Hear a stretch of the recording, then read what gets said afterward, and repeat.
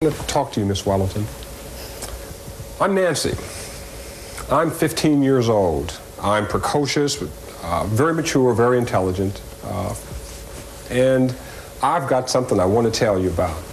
You are the one person that I admire and look up to, and I want to talk to you, and I want to tell you a wonderful secret. You're involved with my son-in-law. Can we talk? But I can't tell you unless you tell me you're going to promise.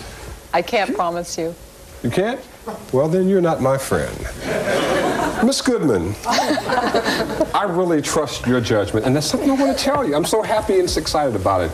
I only talk on the record. And I just want a trust. Will anyone give me some trust? Why don't you trust me to make a judgment as to why is it secret if you're so happy about it? I think I can trust you. I'm having the most wonderful relationship with this guy. His name is Robert.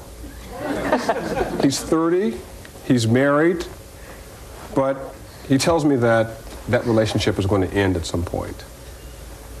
I know I'm only 15, and I know my parents wouldn't understand, but I thought you would understand.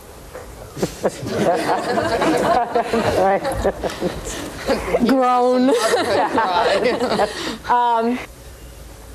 I think I would start this conversation by hopefully not exhibiting the degree of anxiety that I feel, and I would try to do a little bit of fact-finding. Wait, anxiety? I just told you that I'm in love. Yes. What's the anxiety? You should be delighted. Love and anxiety are not mutually exclusive. I would advise you very strongly to talk to your own parents and to stop having this relationship with Robert. Well, I came to you with the hope that you would understand my dilemma. I didn't expect you to ask me to talk to my parents. I chose not to go to my parents because I know they won't understand. I thought that you would. But you've already now described it as a dilemma. When you first came in here, you said it was just a happy, problem-free association. Why is everybody taking a 15-year-old girl so... Why are you so afraid of this 15-year-old? Just because she manipulates you by telling you that she trusts you, which she no doubt does. I don't feel what I'm trying to do. Why are you so afraid of her? Why don't you say to her, listen, punk, you don't know what the hell you're doing. Because that ends the conversation. That's right. Excuse me, please. I now have to get on the phone to my friend Robert and tell him that if he doesn't leave you alone, I'm going to call the cops. Well, I think what are we pussyfooting around with this 15-year-old kid for? My God. Well, I don't agree that I'm pussyfooting around. What I'm trying to do at the moment is not sever the conversation to the extent where the 15-year-old hits the road and I have no further impact or conversation with this kid. I have zero qualms at I don't think she hit the road. Having a problem. What would you advise, Miss Allaby? This is tough. I would try not to close the door here because I think you've come to me with this because you want something, whether you want to call it advice or not. It's not just that simple, or you would be announcing it to the world. You're quite aware that there are problems. What do you think are the chances of this relationship of yours with Robert working, built on this basis? I'm convinced. Of him losing his job, leaving his wife, hurting his children, and you probably having to leave school. I'm convinced that Robert and I will be in love, and that's the most important thing. On historical evidence, I don't think you can be quite convinced of that. I wish I had the answer to this. I don't. I am very much concerned that you're lying to yourself, and no, you're lying to yourself. Do you not think it's possible that you are painting a pretty picture for yourself? It looks pretty to me now. Yes, it does look pretty to you now. Through your 15-year-old eyes, it looks very pretty.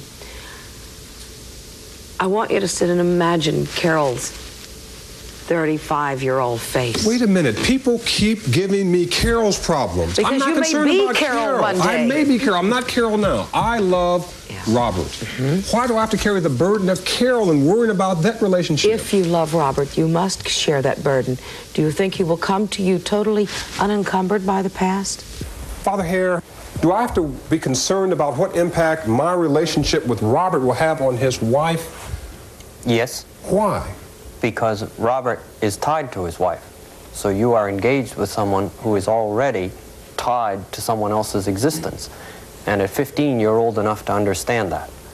And so we've got to be able to talk about not only what's going to happen to you, but what's happening in a wider circle. So I have to agonize over the effect of this relationship on Carol. Agonizing is only the beginning. What you've got to do is make some decisions. And it's clear that it is just futile to let a 15-year-old talk about their happiness without talking about the impact they're having on other people. They're old enough to know. I mean, they know that much.